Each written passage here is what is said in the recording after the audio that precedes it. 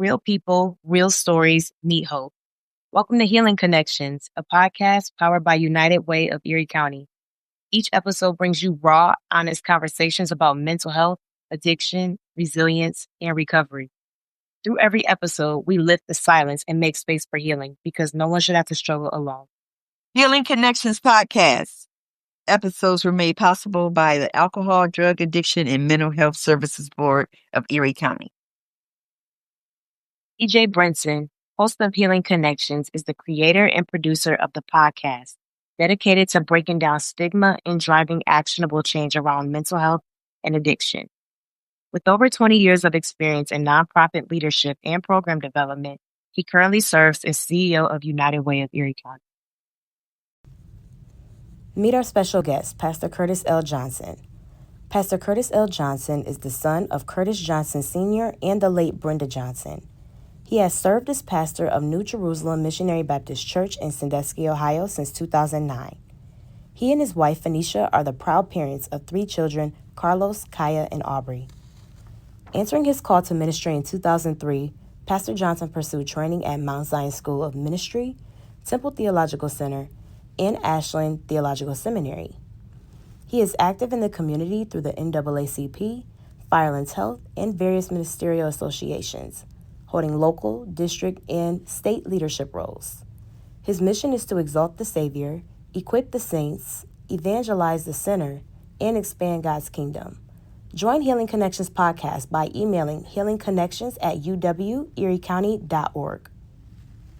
Welcome to United Way of Erie County's Healing Connections, where real stories meet hope to help break down the stigma of addiction and mental health. Today, we got a very special guest, a friend of mine, a leader, a pastor. When I first arrived in Erie County, everyone said you had to meet this brother, Pastor C.J. Johnson. When I look back over my life,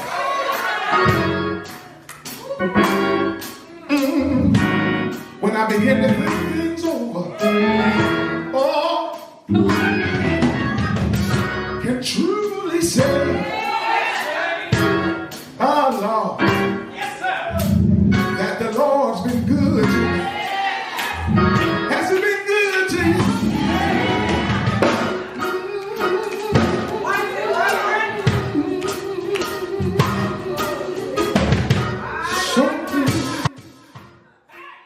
How you doing, Doc? Man, I'm well. Grateful, man, just to be alive, to have this opportunity to share. And thank you, man, for what you're doing for our community. United Way has always been a beacon of light, and certainly I think you're adding to that, and so that's a good thing. Well, that's good to hear, man. That's good to hear. And, part of what we're doing United Way now is try to be more engaged in the community, really just tap in. And you've been a great resource and great help to us and moving the ball, man. So I really appreciate that. It's our honor, man. We're here to serve, right? If you can't help, what you here for? Right. So you recently celebrated 70 years, Doc? Man, yes, at our church, New Jerusalem Church, man, 70 years. Been on the grind since 1955. I wasn't here, but I was on my way. But the Lord has been kind to us, man, and I'm blessed to serve as the church's 3rd pastor in 70 years. So. Okay. Yeah. Now, you grew up in Sandusky? Born and raised. I'll tell anybody, Sandusky, proud. Okay. Grateful for this community. I wouldn't have it any other way. The Lord has tremendously blessed me to be reared and raised here, but then also go out to see some things and to be able to come back home and serve. So, yeah. Okay. Yeah. Okay. Now, how long you been in the ministry? Oh, wow. Man, it's a little close to 22, 23 years now. Yeah. I don't see no grades, bro. And I got about 2.5 grades. Okay. And, well, the old folks say, if you try to live right, you'll get preserved. Okay. So I've been trying my best, but I will say the Lord has been extremely kind to me. I don't have our church. The people are so kind, for the most part, and, they don't stress me out. And nor do I let people stress me out. So I try to stay as youthful as possible. But I have discovered I am slowly becoming a junior citizen. Now, family, man? Man, listen, I have been blessed. I got married in 2023. to a beautiful young lady, Fainisha. She's from Columbus, and we have 3 children, and I'm enjoying it, man. It's been a blessing. She's an amazing woman, just inner strength, graceful, real peaceful. She don't stress me out either.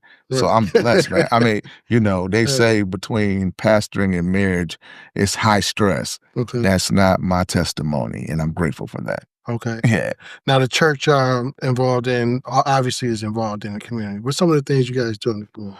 So by the grace of God, man, over these 70 years, both of my predecessors were huge on community. Our founding pastor, Reverend Fred Tucker, goes all the way back. Remember, we started in 1955. So civil rights was just getting ready. The movement was boom. And so he was huge and organized operation called BANG. And those who are Sandusky historians probably remember that Black Action Now group, where he was instrumental in making sure that minorities had an opportunity to get hired in spaces like General Motors, Ford, Chrysler, and also that Black teachers, educators got hired in our school system. Okay. So, and then my predecessor, my pastor, Reverend Dr. Eddie Henry, served our church 37 years. He came and we organized the local branch of the NAACP in our area, making sure that was up and off the ground, man. He's just boots on the ground, always at the courthouse, standing with people, so on and so forth. Just amazing men of God. So we just tried to continue in that path. We do several things from, if you've heard of the warming center or the cooling shelter that's housed in our fellowship hall, several other organizations we just partner with. I'm a firm believer in don't try to reinvent the wheel. And our community is so small, if someone's already doing it, you don't necessarily need to do it. You can just help them do it better. That's right. And so oftentimes that's what we do. We'll cut a check. We'll show up hands on deck. We'll do those types of things just to aid and assist people in their work and their ministry and shedding their light. So, right. Blessing, man. Yeah. And that's important. That's collaboration is critical to the success. Absolutely. I believe collaboration is kingdom. Right. Yeah. Right. Before we dig too deep into the questions, man, what we like to do here at the Healing Connections podcast is integrate art. Okay. Art is huge to me in regards to dealing with stress, trauma, just having a tough week, man. Just listen to some music or drawing or going out to get some good food, culinary, all that kind of stuff. I'm a foodie. As you probably can tell. Well, me too, Doc. So I asked you, we do this with every guest. Okay. Right? Yeah. We asked them to share at least 3 songs that kind of helped them through the week. Yeah. Because I find that if you have a playlist for, decompressing, getting in the right mood, that can help you out through that week. Yeah. And then we also asked for an image. For everybody to provide an image. Now I know you're a little late on your image, so I'm real late. You just throw me under the bus. That's fine. No, because I started to give you the blackout, bro. I was gonna say, but when I see Jesus, but I got some pastors. I know pastors. Yeah, they busy, man. Yeah, man. I mean, I got pastors in my family, friends all around me, so I understand how it goes. Yeah. But so this is the first time I designed for someone. The album cover. And I like to put an album together because I come from an era where we were heavily, it's still done today and it was done before remixing. Yeah. We'll take music and we make it our own with just adding to their flair, right? And I find that's important in what we're doing at the Healing Connections podcast because we want to make your experience, your story, your hope for the community part of what we're doing, and that spreads out so that it breaks down the stigma of mental health and addiction. Absolutely. So what we did do was we put together. Okay. So what we did, we took the songs. I took some images off of what I seen that I thought would, on Facebook and book and kind of put them together, put the songs together, man. We want everyone to have their own. This would be a hit, too. This would be a hit. It is a hit. It is a hit. So tell us a little bit about the songs you. So, yeah, man, Smokey Norfolk, who's actually, ironically, a pastor as well, but he's probably more commonly known by people for his music. I Need You Now, man, is just really a song that speaks to the importance of having God present in moments of your life, challenging moments, in the highs and lows of life. And I have discovered in my journey that sometimes the hardest moments and the darkest moments aren't when you're in the valley or when you're down. It's when you're in the mountaintop. Like you've done something awesome, you've accomplished something great, and then you sit there and you're like, what's next? Or how am I on top of that? Or the people are looking at you like, well, you graduated, now what? Or you did the big conference, what we gonna do next year? You're like, we barely made budget this time. I don't know. So all of those things, and it's just really being fully dependent on the Lord, understanding that you're graced to do this work. And there's nothing in and of yourself that qualifies you to do it but him. Right. And so it just reminds me how much I need him and how I'm nothing without him, but I can do all things with him. That's awesome. Yeah. Yeah. I love that song too, man. Yeah, I love it. I love it. Yeah. So, and then the second one is he turned it, Ty Tribbett. Love Ty. Ty, ironically, is a pastor as well. Right. But he is so high energy. If you've never seen the Ty Tribbett show live, you got to see this guy minister. He's going to leave everything out there. I mean, but believe it or not, he's a better preacher than music artist. But anyway, his father pastor too? Yeah. I think his father was a bishop. And he started off playing organ for his dad and right. But he's amazing, man. Incredibly gifted. Like the stuff he hears, you can see the songs he wrote. He writes most of his material. It's him and Kirk Franklin, John P. Key, those guys. It's God. It's just a gift, man. Right. But he turned it special to me because life has a way of just showing up and lifing on you. Right. And he turned it, just reminds me of what Joseph tells his brothers, man. Like, you meant it for evil, but God meant it for my good. And it's crazy how even the darkest things that hurt you the most make you feel crazy, make you feel like you're worthless. God will take those things and make them a blessing and show you that there's a lesson, there's a blessing, even in this test, even in this trial. You come out on the other side rejoicing, knowing that God has turned it, your mourning into dancing, your sorrow into joy, and gave you beauty for ashes. It just really ministers to me. So, right. Yeah. Right. And then the last one I submitted was Fred Hammond.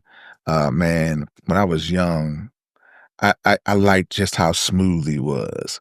And so this new stuff, but I'm a Pages of Life dude. Okay. I was in college at the time when Pages of Life came out, and I bought Pages of Life double CD at that time. Young folks, I know I'm dating myself. I told you I'm a junior citizen, but it was a double CD. That means it was double the music. It was a big deal. And Pages of Life and John P. Key Strength came out at the same time. So I got Pages of Life, man. I spent my last little money getting that double CD. It was high, almost $20. And man, I got that. And I believe the song Just to Be Close to You right. is on That's there. one of my favorites, though. Is My Desire. Man, next thing I know, I'm over there crying, like, because that's really all I wanted, man. I had no desire to do all this stuff. Mm. By nature, I'm a reserved dude. I'm a shy dude. I don't like crowds. This right here, fine with me. This is enough. I'm telling you, I don't want to be in front. Right. But he's called me to it. And so whenever I feel overwhelmed or like, man, how am I going to do this? I'm just like, Lord, keep me close to you. And then the old school, I was raised old school Baptist, and we sing a hymn in the church called Jesus Keep Me Near the Cross. And that reminds me that we can be close to him. So, right. Yeah. Right. There's some dope songs, man. Yeah, man. Yeah. Now that image, man, I try to do something, man. Yeah. I got the picture. You smooth. I see what you did. You see what I did? You took portions of our church seal logo. Right.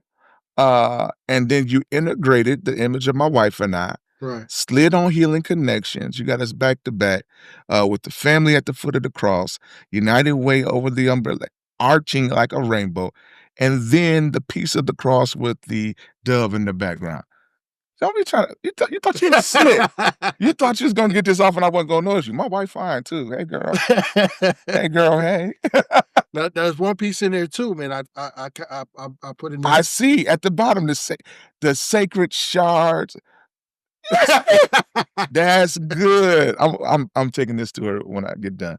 Oh, that's awesome. Yeah. So my wife recently wrote a book. Right. And it's a little bit about our journey. It's called Sacred Shards, Transforming Life's Fractures into Faith, written by my lovely wife, Fainisha Johnson.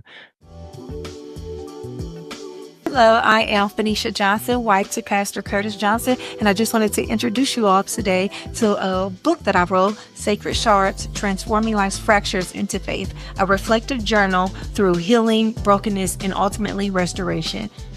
So Sacred Shards, Transforming Life's Fractures into Faith is a reflective journal that I wrote to help assist people in channeling their brokenness, their hurt, right? The fractures, so to speak, of their lives into God's love, His faith, reminding them that every little piece of our story, every bit of our brokenness can be used for something good, right? That God doesn't waste anything, that every single experience that we've had, be it trauma, be it hurt, be it past relationships, or even mental health issues, can all be used in one way or another for the overall betterment of our lives, right? That every single thing we encounter, single thing that we experience in this life is ultimately useful in the hands of God. And to come out as well as she has, and still growing and still developing and still leading and just being the type of woman she is by the grace of God. But it's truly a testament of her inner strength. Right. And her vulnerability to even share on this wise is really humbling. And I'm blessed to be doing life with her, man. And I want to encourage anybody that doesn't have a copy, you need to pick up a copy. You can get it from Amazon. You can hit us, message either one of us, and it'll bless your life. Yeah. Amen. Yeah. Amen, man. So yeah, we're also going to give, I want to purchase 5 of those through the Healing Connection. Thanks so much. Thank you so much. And we want to give them out to our community, at least reach as many people we can with those books and beyond. We'll actually put the link to Amazon to make sure. We appreciate that. She set a goal. She wanted to sell at least 200 by the end of the year. Okay. And I think we're halfway there already. Amen. So we need y'all to help us get over the hump. And that's what we do in Sandusky. We team, Erie County, we're a team fam. Let's do it. and that brings the perfect segue to why I wanted to have you come on, because there's a tie between the church and counseling, but it's somewhat of a role path, even though they're two separate things. Yeah. Can you talk a little bit about that connection of how church can provide healing, and then also talk a little bit about, where that line kind of stops at, where you actually got to go see somebody counseling? Yeah. Well, I think that's important. It's extremely important. And I think most of us, especially if you've grown up in church or had any encounter with church, the organism of the church, depending on how that you were raised, sometimes things can be over demonized, and the stigma attached to mental health, so on and so forth, can oftentimes be that. Because I remember when I was growing up, man, if someone had mental health issues, they were automatically labeled crazy. Like, they're doing this. Oh, that's just crazy so-and-so. It's like, wait a minute, that's a person. That's a human being who has real thoughts, real emotions, real feelings, has a real family. Right. And we're just pushing them to the side like they're not equal or less than. And I think as the church is there to provide, because really the church is really a hospital, right? For all of us are sick in some way, and we need this healing or this deliverance.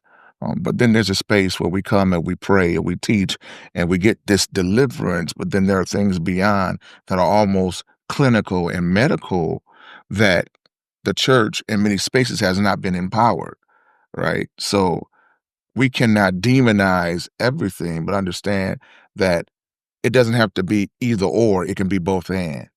You can have God and therapy, and it's okay to get that therapy. And if medication is needed in certain instances, it's okay to take your medicine. Right. And it doesn't mean that you lack faith or you're not a believer.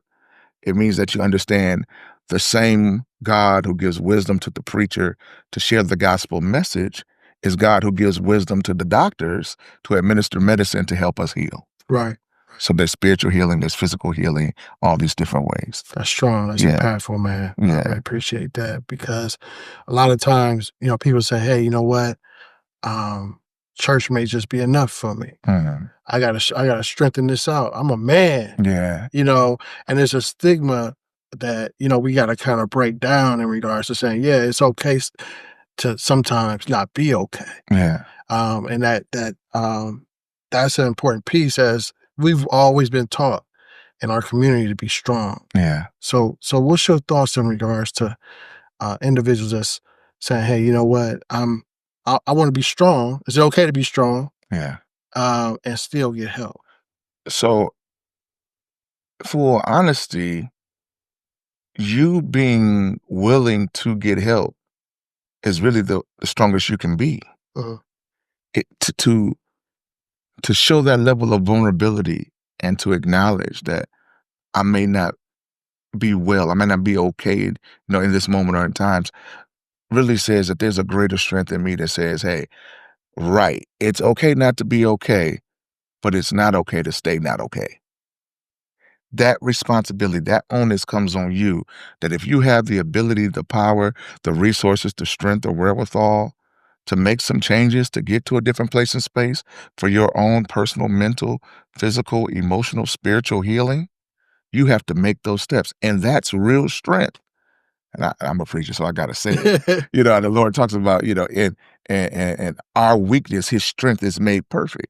Right. It's the maturity of the strength of the Lord that comes in and aids us in our weakness. If we had everything all together all the time, and then why would we need him? Right. And that's exactly why we do. Right. Someone greater than us to aid us through these times and challenges. So I can be someone that's strong in my faith. Yes, sir. Believing in God. Yes, sir. And still deal with anxiety. Yes, sir. Depression, addiction. Absolutely. Okay. We see biblical examples of it.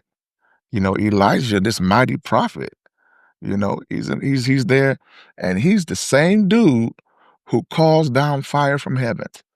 He's got a prayer life. He's the same dude that prayed and asked the Lord to shut up the heavens, and it didn't rain. And one day, Elijah had went through it. The word came out. Jezebel was doing her thing.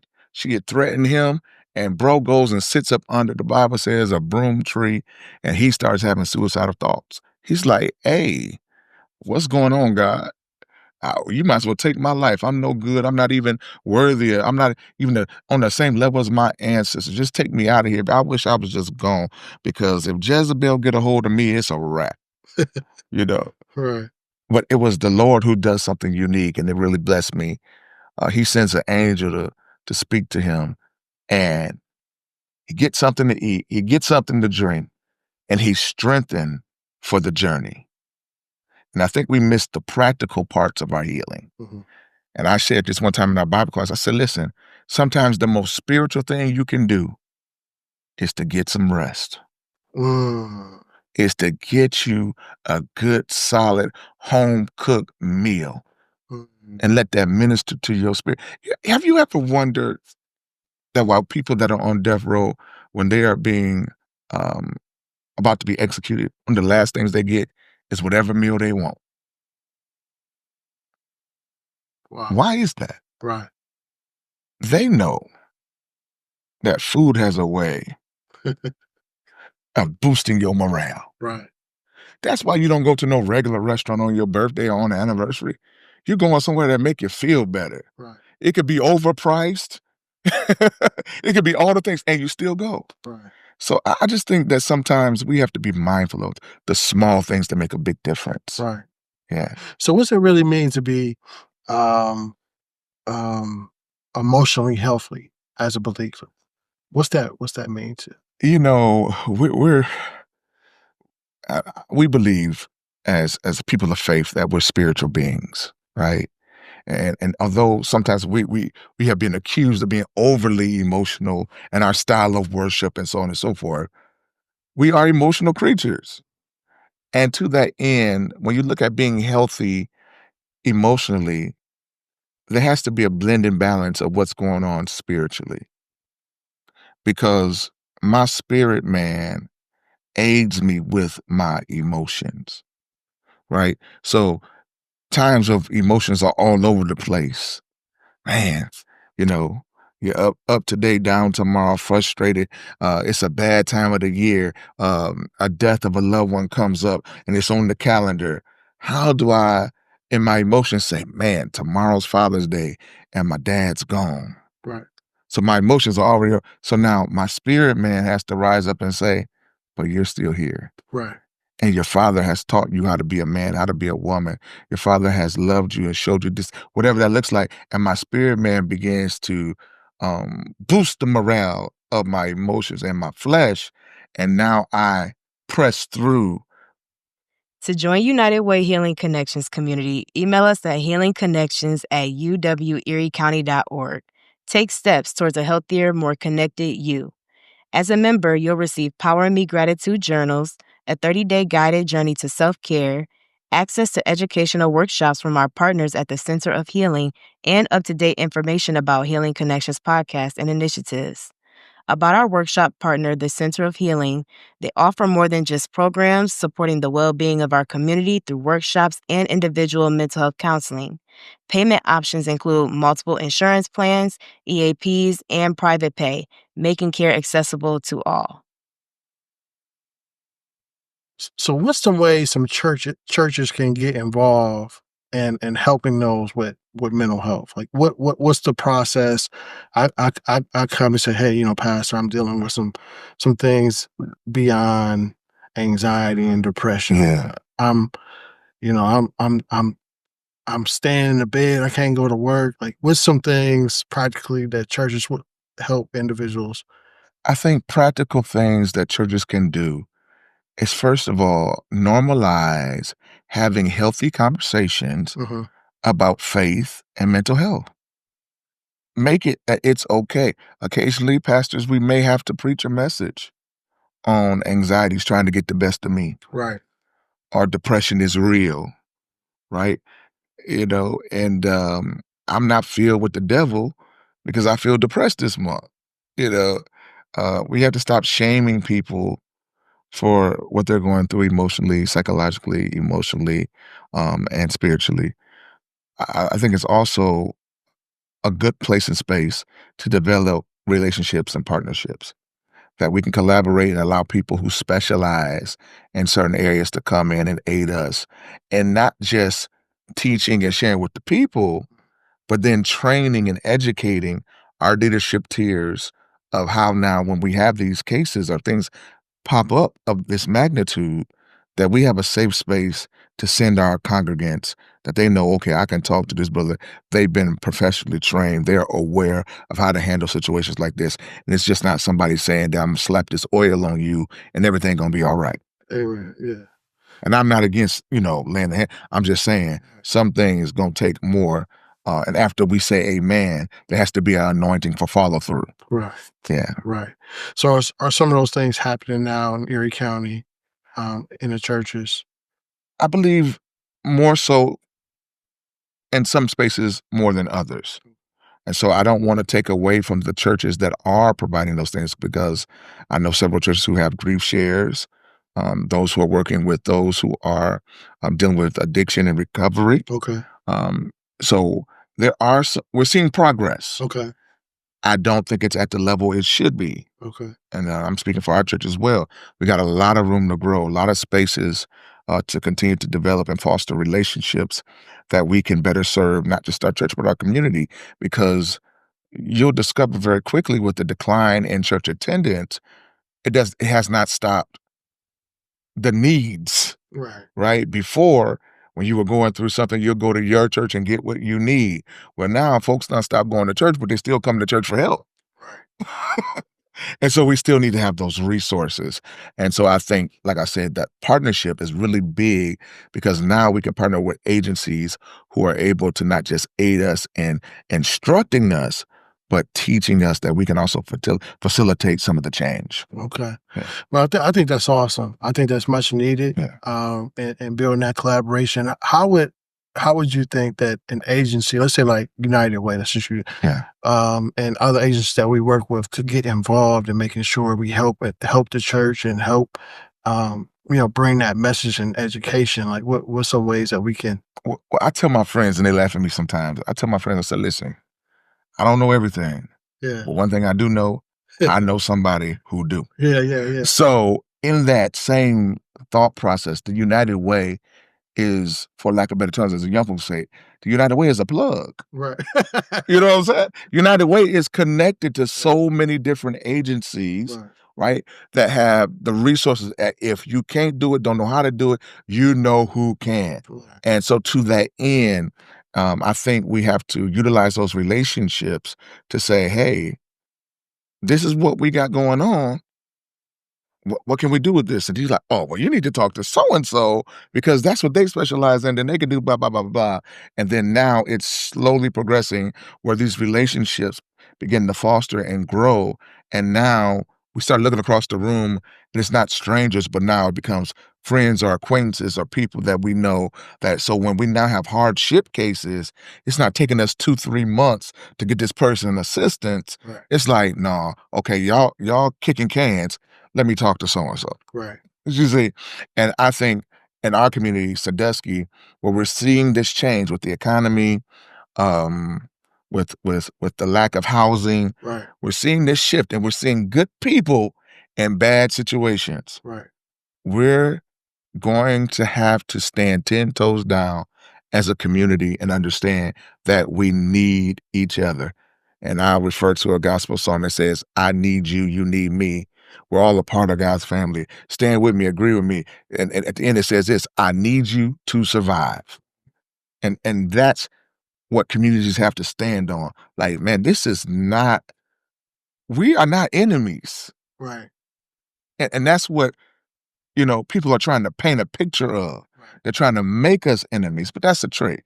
It's an old trick. Oh, same old dog Right. doing the same old and wants you to clap that they rolled over again. Right. We can't fall for that. We got to stand up and say, we don't operate like that. And that's one thing I've always appreciated about Sandusky and Erie County. And I'm not acting like it's a perfect area. We got some places to improve.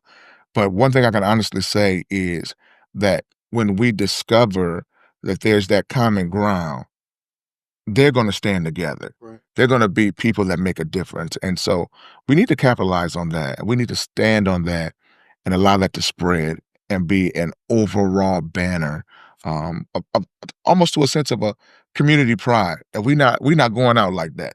Right. My heart almost broke for the first time in my life, and I've been blessed. I was raised, my parents took us out a little bit, so we saw a little bit of the country. And we would see people on street corners in downtown, begging and asking for this and that and holding signs. I never thought in a million years I would see that in Sandusky, Ohio. Mm. And it was in 2020. I'm coming through, and I get ready to turn into Walmart, and I saw a guy holding a sign. And I literally began to weep. Like, what is going on?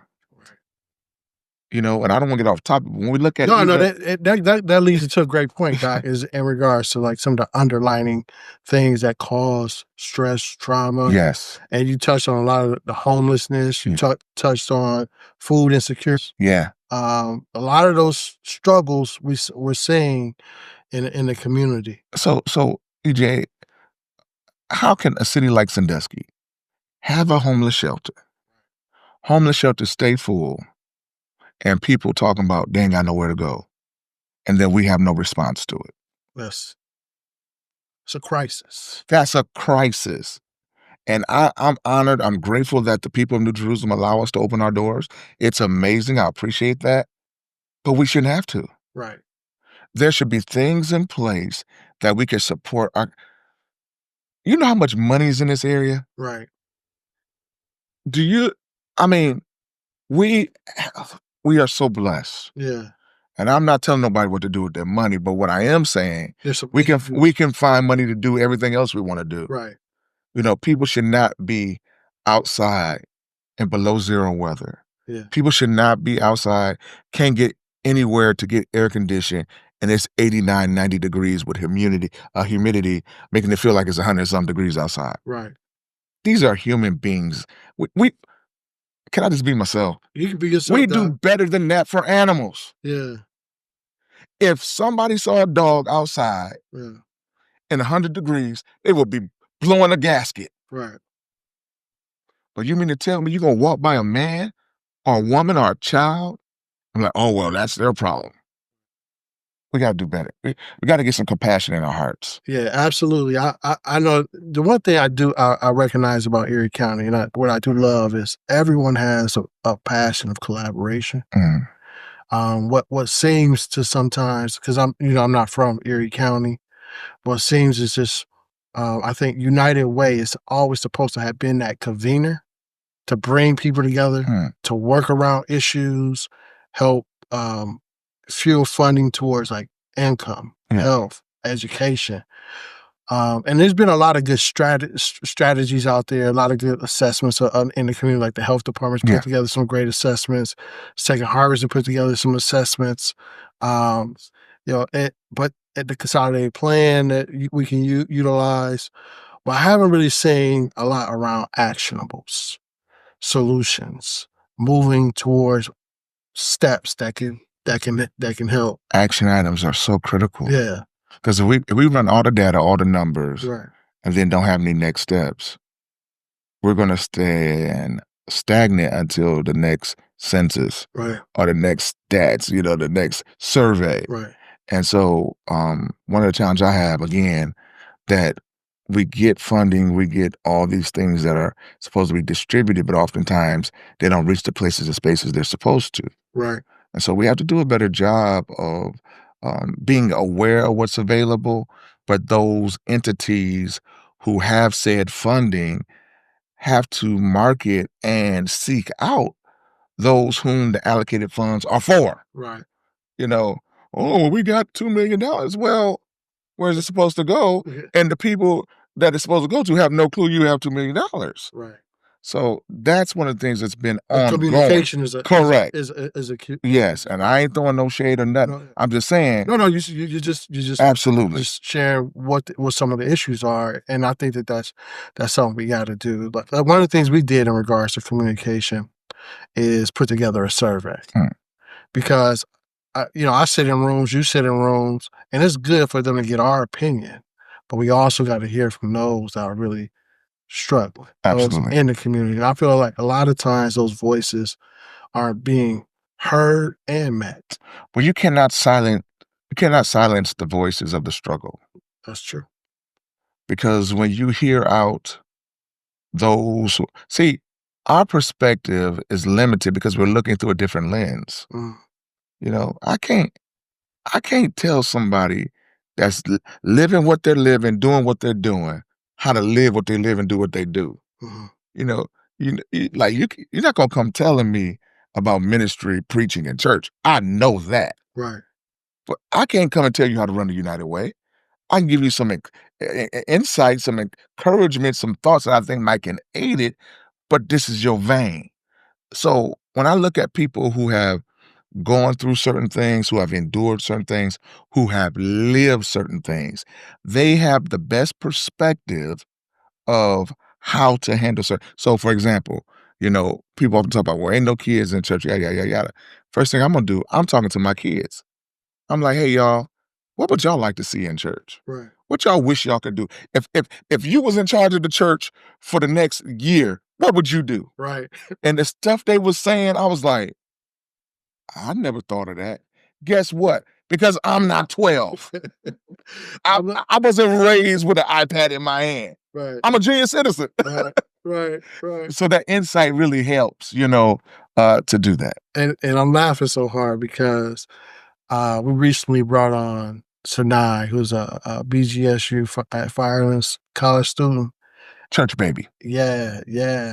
To really ensure we hear from young people. I tell her every day, I don't know what anybody 25 and under wants to know, and we got to keep that dialogue with them to include them, incorporate them into it. And so that's why I was laughing. So, but I do want to bring her in for a moment, Okay. if I can, and have her Absolutely. ask a couple questions to you, Pastor.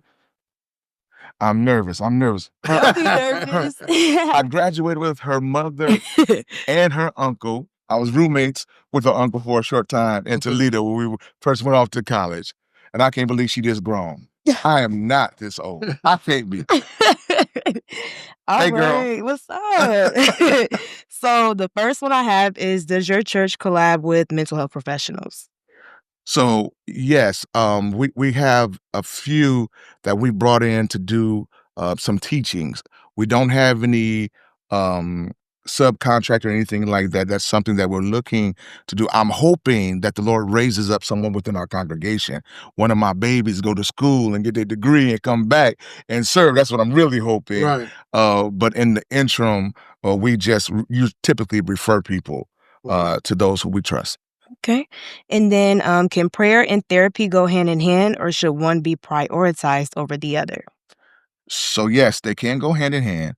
I'm a firm believer that prayer is so powerful because I believe that, not all mental illness or mental health issues are lifelong. Mm-hmm. Sometimes you Right. will experience healing and you won't have to be on meds for your whole life and so on and so forth. So I believe prayer is essential and prayer should be prioritized, but prayer is not the end all. Right. And I think that when you reach a certain level, you're discovering that you're not receiving the results that you should have, that you should seek out a professional, should get counseling. And I will also add, and I want to say this as a non-biased pastor, that if your pastor has not been clinically trained, that although you may get prayer and counsel from them, it's okay to still get proper clinical. Mm-hmm. But I would recommend, if you are a person of faith, getting a person of faith as your counselor. Sure. So for like the age group 25 and younger, what ways does the church support or advocate for them who may not talk to their parents or have close relationships with family members? How can the church come together to support young people who may be struggling with mental health? That is an excellent question. I think the church needs to have a better open door policy, providing space for parishioners, especially younger parishioners, to come in and be open and honest without it being a spiritual judgment, if that makes sense. I think so many times we pull out our spiritual grade card and say, oh, you're supposed to be saved, and you saying this, or you supposed to be anointed, and you doing this, or you come to church every week, and you mean to tell me you battling with that? Absolutely. That's why I'm coming every week, right? And I think that we can partner them with people who have gone through similar things, right? So what we have is brothers and sisters discipling. Jesus says, go and make disciples. Discipling people who say, hey, I've been there, done that. Let me tell you and show you what worked for me. Doesn't mean it's going to work for you, but at least I'm not coming into this thing so green and blind that I'm just starting from scratch. And that's what happens. For centuries, everybody that's battled mental health in the church, for the most part, has started from scratch because nobody's developed a template to kind of aid people walk through this journey with faith and my mental health situation. And so I think we can do a better job paralleling and partnering people who are like-minded or maybe had similar issues to go forward and develop. Awesome. All right. That's all I Awesome. had. Thank you. Listen, we so lucky to have her, dog. Listen, man. So lucky to have her on our team. She's a good girl. She's making a huge impact. We threw her out in the fire. Straight out of the fire?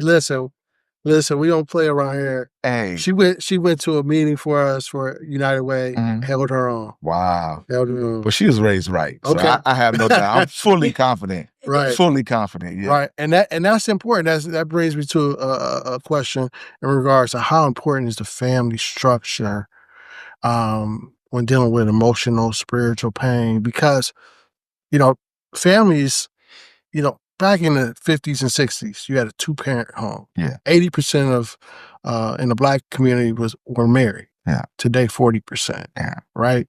That's a huge difference. You could talk about all the new Jim Crow, Michelle examples, and all that other kind of stuff. But the point being, how important is the family structure? Man, I might get in trouble for saying this, but I'm going to say it anyway. Family is so important that God, before he established the church, he established the family. Mm-hmm. And so to anybody who has a faith foundation, your first ministry is to your family. With that being said, because it's so important, that's why it's always under attack. If you would look at the structure of our society, the family is under attack. Under attack, Doc. Every way, from marriage to parental relationships to people, how they identify, is always some type of attack. So I'm gonna, guard what I say. I don't want nobody to get in trouble. But that attack. Well, I'm gonna back you up a little bit because I feel like our biggest issues in the community are not housing. It's not food insecurity. It's not homelessness. It's the structure of family, what you're talking about. Yeah. I mean, any statistical data you look at, when there's a 2-parent home, good structure in the family, that child has a better opportunity to success. And so the stats prove it. Yeah. But if you will watch what's happening, Yeah. you see now more than ever before that there is a tug of war. There is a war period. They're trying to make men versus women like we some kind of enemies. If you just watch it. And so there's always this stigma of, well, women need to do this. Well, men need to do that. Right. And if you want to marry me, you got to do that. And if you want to be a wife, you got to do. It's like, what is going on? Who got y'all so mad at each other? Right. And at the end of the day, you only gonna marry one person. So why are you mad at every woman? Right. Why are you mad at every man? Right. So it is a trick of the enemy. And I know it's just to attack a family, the family structure, what a family should look like, Right. and how a family should respond. So I guess my long way around is to come back and to say the family is vital because a strong family background and support system can get you through anything. Oh, wait. Say it one more time, Doc. They need to hear that. Man, listen, They need to really hear family that. structure, Right. a family foundation, knowing that your family is in your corner can get you through anything. It can get you There through you go. school when you ain't got nothing but some ramen noodles in the cupboard. Right. It can get you when you done got pregnant out of wedlock and you think everybody's gonna be embarrassed. When you know it can get you off the streets and have you stop selling dope. Right. Because at the end of the day, these people love me for me, not the image that I'm putting out here to everybody else, not all these other things that people call me at work. They love me for me. Before I was who I am now, they knew me and they love me. And when you're in your darkest place, those thoughts rise up. Right. And when you're talking about mental health, thinking about taking your life, those things flash before you. I got a grandma who's been praying for me. Right. Amen. I got a cousin that's been checking on me every 6 months while I'm here trying to finish this degree. And these things stir up in you, man. Yeah. And man, it's a trick of the enemy to isolate and separate yourself from the people who love you. And so what you discover is that when people don't have that, they seek that in other places. Mm-hmm. That's really all a gang is. Right. People looking for family. So they find family in gangs and this, that, and the other. Or they find it over here, over there. For some people, they find it in the church. Right. That's where they found their family. That's how strong. For some people, they find it in their fraternity, their sorority. For some people, they find it in sports. Right.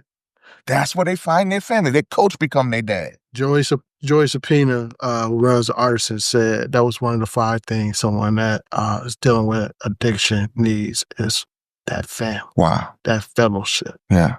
And I mean, you hit it best, man. Yeah, and man. Family is critical. Now, someone that hasn't had that family structure, how can the church help support that individual and Yeah. and finding, knowing what family really is, and Yeah. helping them build, structures to build their own family. Yeah. So the church is really built off those family principles. Right. You know, if you look at God, that's all he really deals with. Like, hey, making us a family, Right. bringing us together. And here's the crazy part about it, because God's so smooth with it, he takes us from all different backgrounds, all different ways of life, all different ethnicities, and he's like, all y'all brothers and sisters. Now, the way I grew up, if one, Make it plain, you know, make it plain. it was my siblings Right. and my cousins, and your cousins are raised like your siblings if your parents close. Right. So, and then when I would go down south, my parents are from Alabama. I'll go to Alabama and hook up with my other cousins. And I'm like, man, I wish y'all lived in Ohio, because all the families bigger than us up there. I wish y'all lived in Ohio. Well, what the Lord really does for us, and even in church, you hear people call people brother and sister.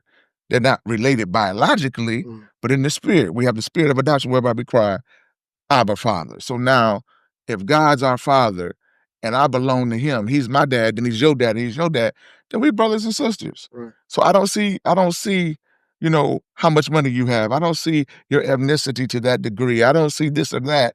I see a person who's connected because we have this common denominator, this common factor. And so that family feel, that family vibe really comes, that I can meet you, a complete stranger, know that you're a fellow believer, and now whatever I have access to, you have access to. Right. Because we family. Right. You see? So, you came from where you came from. First time I met you, hey man, welcome to the family. Right. Then we start talking like, oh, we know some of the same people. Oh, that's your people. Because that's what a family does. Like, you go to the family reunion, and there's people that have been related to you your whole life, but you just met them. You don't go back and say, well, they ain't none of my cousin. No, you're like, cousin so-and-so from New York? I got somewhere else to visit. Right. And so that is the development that can now begin to happen when the church embraces a new disciple, a new convert, people who are just trying to find their way, navigate their way through. And we say, listen, we're not loving you and hooking you with all of these resources and all these things because we're trying to get something out of you or something from you. We're doing this because this is who we are. Matter of fact, we're trying to get something to you. Absolutely. And so we just begin to grow and flourish and do greater things because we're truly better together. And that's what the body of Christ is. It's a body. It's a family. Right. Yeah. That's powerful. And I'm glad you said that, because I see that as the number one issue. And I know your time is limited today, so I want to make sure I get to these questions. The other thing I find critically important, I've been doing this for 25 years in the nonprofit world. Okay. Is finances. So when I was 23 years old, I started a financial literacy program for like Third Federal, American Express, and Fannie Mae to get anybody that went through the financial literacy program a house. And it was a very successful That's program. powerful, man. Yeah. So one of the things we're doing now here at United Way is focusing on financial empowerment, because I see family is number one issue. Yeah. Finance is another issue. So financial empowerment, we're focusing around what's called United Alice. Assets Limited Income Constrained Employees. I love a good acronym. And so what that basically means is people living paycheck to paycheck. Yeah. How important is our finances to, regards to our mental health? Man, listen, if you run a survey, you'll discover most people who are depressed and all these things, it's because they got more bills than they got money. Right. They're trying, people that are attempting to take their lives oftentimes because they want to do things and they don't have the resources to do it. And you see all these slumps, especially around holiday time, Christmas and so on and so forth. Parents not able to get their children their wish list and all that. Right. These people are, ready to give up on life. Right. Because the money is not always the issue. Oftentimes, it's the mentality. So in the church world, people get sidetracked because they think, oh man, money is the root of all evil. That ain't what the Bible say. Right. The Bible says the love of money is the root of all evil. And the real text also talks about this. It says money answers all things. Mm. Then we'll talk about that text though, Right. which simply means that in order to do ministry, you need money. Yeah. And if the church is going to do real effective, efficient ministry, you need money. And I know people like to try to make this illusion that the preacher getting all the money. I don't know what preacher they know is getting all the money that ain't here, Right. you know. But here's the truism. It takes money to do ministry. And here's what I discovered, that if you do authentic, sincere ministry, money will follow ministry. Yeah. That the Lord will send the resources. He always open. He will always provide, right? He'll always meet the need. And he'll touch hearts of people who ain't going to put their big toe in the church to sow and to make sure things go on.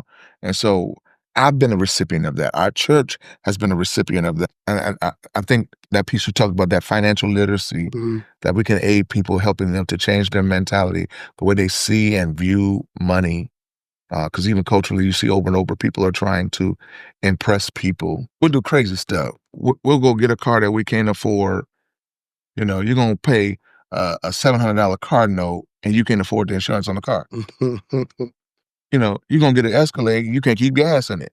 Right. What sense does that make? Right. You know, and then we don't even go nowhere, but we want a 2025. It's like, this thing going to depreciate as soon as you get it off this lot. Right. Right. And, you know, so we want to put our children in all of these high-end clothes, and they growing out of them in 2 months.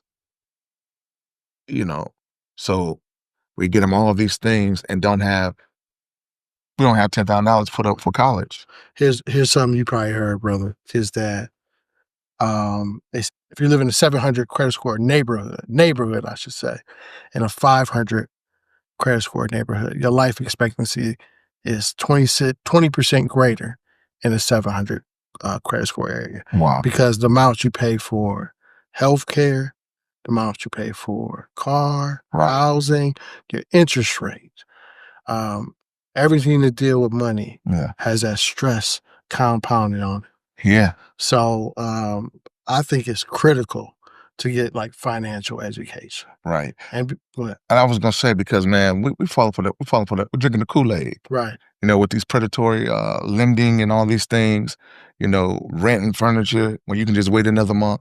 Right. You know, just don't have no company for a month. Come by the church. I'll let you get some folding chairs to sit on. Right.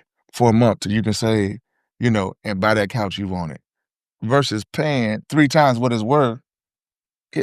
Say it one more time. Man, boy, it fires me up, man. And then they come and bring those predatory lender places, put them right in the heart of our neighborhoods. And boy, we'll keep them in that cycle. Man, we'll stay in that cycle and drink and smoke all our money up. Right. And then we'll wonder why we ain't got no money to bury little John John. Right. Kevin Hart said, if you go into the inner city, you'll see a check casher place, a liquor store, and just kind of keep them in that cycle. Keep people in that cycle. But one of the things we're doing, man, we're getting ready to announce. And by the time this hits social media, the full length version, is we've probably already will launch.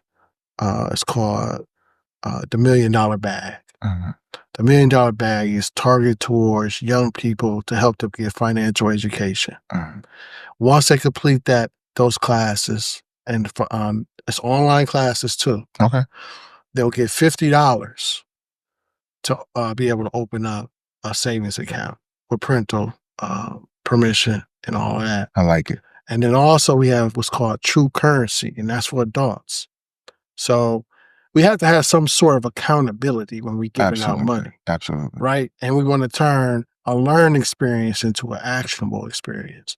So by the time this probably hits, you'll see true currency will allow individuals to take these courses. And then once they complete those courses, they'll be eligible for safety net services, meaning that we'll help them pay their utility bill or help little Johnny with baseball fees or whatnot.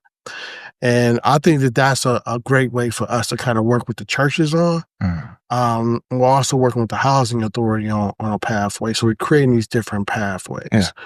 And I'm mentioning this because I see the importance of family and finance. And we can get some of those things in order, then it allows us to help reduce some of the stress and allows us to, work better together in the community, man. So I'm looking forward to working with you on that. Absolutely. That's good stuff. We winding down, man, but how does a pastor take care of himself, man? All the stress. You don't have no grades. You ain't born. I got 3 or 4 grades. I'm just, by the grace of God, they covered well. Yeah, I'm getting thin too, though, a little bit. Pretty much strength. I'm trying to last at least till 50. Yeah. If I can hold on to my hair till 50, I'll be satisfied. But yeah, man, by the grace of God, I had to learn the hard way. So when I started pastoring at 29, and I started preaching at 23, and I've been a person of faith practically my whole life. One of the things I had to learn the hard way was it was my responsibility to take care of all of me. Sometimes as a leader, especially when you're a clergyman, you're so wrapped up in making sure the people are good, you forget to take care of yourself. So I'm running like crazy, especially when I first took over as pastor. Our church wasn't in quite the shape it is now. And I wanted it to grow. I wanted it to live. I wanted it to be the best version of itself. And I was just so driven, man. A lot of hours at the office, a lot of time on the road, just trying to get to everybody. And man, I just wasn't doing a good job taking care of me. You got to remember, Scripture teaches, of course, your body is the temple of the Holy Spirit. And so I had to do a better job pacing myself, pulling away, taking time for a vacation. Right. And, the conference and convocation is not vacation. You leave there more tired than you were when you came because there's so many things going on. So I had to intentionally do that. So one of the things I try to do, I take a vacation quarterly. That's great. I need one right now. I can feel it. Self-care. Yeah, self-care. And let me say, self-care is spiritual. It is absolutely spiritual, and it is the will of God. Okay. Check this out. How many days did it take God to create heaven and earth? 6 days, rest on the 7th. And he rested on the 7th. Right. Why did God rest on the 7th? He's never sleeps nor slumbers. Right. I believe because he's modeled everything before us, that he's reminding us that we too need rest. And so I said, I ain't smarter than God. Right. So I have made personal provisions to take quarterly vacations. Secondly, I take mental health days where I go, I might just be me and my wife and I rather. Sometimes I'll say, hey, babe, do you mind if I take 24 hours just to shut in with God, whatever? And as long as it works for our schedules, I'll do that, where it's just a little quick refresh. I might run to Cleveland, Toledo.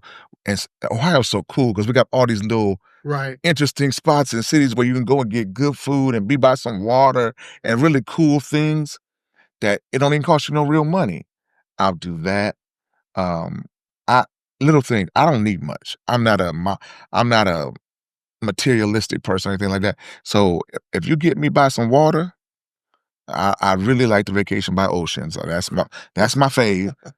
Now I can't swim a lick, but get me by the ocean. If I can hear it, get a little sun, I'm good. I love music, and I hear God very clearly when I'm walking. Yeah. So I just go on walks, just and enjoy nature, enjoy the artwork of God, if you will. And then that's really it for me. Spend some time with family, of course. And then I'll do a little writing. And that really helps me. Okay. It helps me. Like I said, I can tell when I'm bro, you need a vacation, because I get extra tired, get a little irritable, and I'm not easily offended. I can take a lot. Yeah. I've been dealing with our cousins my whole life, so it don't take, but when I'm irked all the time, bro, you need some rest. And so those things help me monitor Recently went back to the gym. You can't tell now, but don't worry about it. It's A couple weeks. give me a couple more weeks here. But so I've been getting back in the gym, trying to make sure my levels are where they need to be. I'm not trying to be skinny. That's not who I am. Right. But I want to be healthy. Right. Yeah. So I appreciate that. Yes, sir. Because it's important for us to take some time Absolutely. and just reset, as you said. And it's good for people to hear a leader say that. Yeah. That, hey, you know what? I can take a day and rest. And I want to say this, if you don't mind. We gotta stop feeling guilty for resting. Like, stop feeling guilty because you missed a day of work. It's called PTO. Heavy on the time off. Right. Like, you know what I'm saying? And then many of us are guilty, and I had to catch myself. We work on vacation. Right. Man, 5 years ago, I said, if I'm on vacation, I don't care who asks me, I'm not preaching. I know that's right. And I had to stick to that. Because, man, I would be one of my friends here, I'm in town. Man, come on in. I'm all right. No, you want me to come, just give me a date, but not on my vacation. Yeah. You know, and then also back to that, family is your first priority. When I'm in those modes, that's strictly for my wife. Like, hey, sorry, I know. And that's what you got to develop a team for too, right? Put your parameters in place, and you got to teach people how to respect your boundaries. Right. Because one thing I learned about people, they'll take as much as you'll give. That's true. That's true. And so I have a unique situation because I pastored our church, 13, 14 years single. So now, as a married man, yeah, I ain't coming to all y'all parties. Right. I love you. I can't make it. Right. I got a date night. You know, I can't make all your kids, so I got to take my daughter somewhere now. Yeah. So, you know, and they've been amazing. They have allowed me to transition and do all the things. And so I'm blessed again, you know, just grateful. So I just want to encourage every leader to prioritize your rest, your relaxation, your respite, because that's really going to be your space of refreshment. And you're not yourself when you're not well rested. Right. And so I come back from vacation with such a clear thought process. Oftentimes on vacation, God will give me vision for the next season, and I come back with all kind of ideas and stuff. So it's imperative. It's important. So Thanks, Doc. Last two questions gonna be centered around young people. Yeah. Is, you know, I'm sure we're gonna have some young people watching this. Yeah. Or even young adults. I love people. Adults as well. So mentorship. Oh man. Now, you got a mentor, and how important is mentorship in our life? Yeah, mentorship, man. So I was blessed. My pastor, Reverend Dr. Eddie Henry, was my godfather as well. Although he was 40 years older than me, he was just such a cool dude. Like, man, he was pushing 50 years older than me, but such a cool dude. Highly anointed, highly gifted, highly known, highly sought after, but so humble. So I don't know nothing about this arrogant generation who think that you're better than from a pastor or preacher perspective. I don't know nothing about that. The guys I grew up with, him, Reverend Dr. Curtis Asa Brown, Reverend W. Benson Stevens, cool dudes. Like, so, but he was basically my mentor from the standpoint of, you know, watch me. And I was able to watch how he handled people, watch how he handled his wife, watch how he handled the church, watch how he handled judges and police officers, and watch how he handled those who didn't care nothing about church. Right. And the common denominator was they all loved him. I'm like, well, what juice he got? Because he treated everybody with respect and kindness. Because the reality is, these young people that they don't care about how good you preach. They don't even know what preaching is. They want to know if you for real. Right. That's it. Right. You know, they want to know if you got some answers to some of their questions. And if they come to you, you know, can they talk to you as a person, or they got to put on these King James Version words? You know. And so I strongly believe in mentorship. And so I've been blessed now. Again, as I'm getting a little older, I've kind of evolved into this big brother Unc thing that the young preachers are starting to call me. And I'm like, who you calling Unc? I can't be Unc level yet. Yeah, right. And but by that same token, it's humbling Yeah. to get calls from young preachers saying, can you come preach my installation? Oh, okay. Can you come to my ordination and do this? Can you come preach my anniversary? I'm like, because I know what it meant for me when I called older guys like, hey man, I want you to. It was guys I respected. Right. It was guys that I knew were doing it the right way. And so to develop and foster those relationships are so important because you need somebody who has been where you're trying to go. Absolutely. You need somebody that's battle tested. And that's what's happening with a lot of young people. All of their circle looks and sounds just like them. If you watch the young people that travel in packs, they all got the same outfit on. Right. It might be a different color. You know, they got on a t-shirt, some solid pants, and some Jordans. Right. You know, or some Crocs and a hoodie. And it's like, hey, who's gonna challenge us to elevate our minds and our way of thinking? And young folks, I ain't talking about wear what you want to wear. I'm trying to get you, I'm talking about here. Right. You need somebody who can get you to that $1 million status, right? And so the old folks would say, if you're the sharpest crayon in the box, you better check the box. Right. Because at some point in time, for me to get next dimension, I gotta have somebody that's been where I'm trying to go. And that's why I asked that question. Because the young people, they gotta have somebody that can get them to that next level. It's important. Mentorship is huge. Yeah. You know, I talked about family. Yeah. I talked about finances. And when we talk about mentorship, having a good advisor. And so you really brought it home on that. The last thing I really want to ask you, I got tons and tons of questions, but the last thing I want to ask you is, what would you share to someone young, a young professional, dealing with stress, anxiety, addiction, from a church perspective, and then saying, hey, you know what? From a clinical perspective, like saying, hey, I think you should, you know, what this just use a church perspective. Yeah. Honestly, I would say it's okay. It's okay to struggle and to be honest with those raw emotions of your struggle.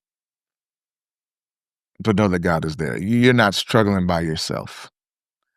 And know that you're not facing anything in life that hasn't been faced before. This might be your first rodeo, but this is not his. And you can make it through any and every season in life. Your life is too valuable. There's a plan for your life. There's a purpose for your life. And it's so important that you endure this season. The story is told of a guy who was teaching his daughter how to drive. And out of nowhere, it starts pouring down rain. She gets nervous and she's afraid she might hydroplane. She don't know what to do. She's trying to stumble and find the windshield wipers, finally get them working. And the windshield wipers are going, but it's going out. She can still barely see. And her father reassures her, just keep on driving. So, no, Dad, I need to pull over. He says, just keep on driving. I need to pull over. This is too much. He says, just keep on driving. Couple minutes, she keeps on driving. And the rain stopped. And her father said, look in your rearview mirror. She looks up. She said, but it's still raining. He said, but you drove through the storm. But you had to keep going. Right. And that's what I want to tell somebody, that you can make it through the storm, but you have to keep going. Your life is too valuable to take. We will miss, you have to stay with us, because if you keep going, you'll make it through the storm. And on the other side of the storm is the sunlight, is the blessing, is purpose, is why you're here, to be a blessing to others. So keep on going. That's a huge blessing. Yeah. Appreciate that, Doc. Yeah. The last part that we like to do, part of our podcast, is show our gratitude. And what we do with every guest is ask them to take this gratitude journal called The Power in Me. Okay. And first take a look at it. Tell me what you think about it. Every page is the same. You do it for 30 days. Okay. 5-minute gratitude and let us journal. know how you feel at the end of the 30-day journal. And the thing is just about spending time together. self-care, creating some goals for yourself, Yeah. and just reflecting, Doc. That's awesome, man. I appreciate it. Appreciate Y'all come with all man. kind of gifts, man.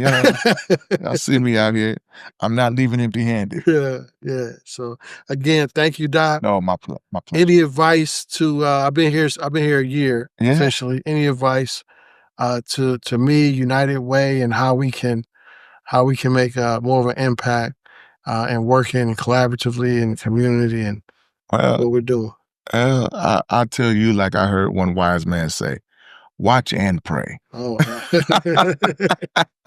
watch and pray. But no, on a more serious note, no, I think you guys are doing an awesome job of becoming a little more visible in the community, serving where you can. Just keep that heart posture of wanting to collaborate. It is not a competition. It's collaboration. I wish more leaders understood that. I wish more agencies understood that, because we're better together. And the more we do, the more we can do together, the better the citizens of our county and our city are affected. And so we appreciate the United Way for being a hallmark in this county for years. And we expect nothing less. We expect things just to get better. Got these great, bright minds here aiding and assisting. And it's a beautiful thing to see us come from this space to another space and continue to go forward. Because going backwards is not an option. Right. We got to go forward. So yeah, ironically, I serve the United Missionary Baptist State Convention of Ohio as president.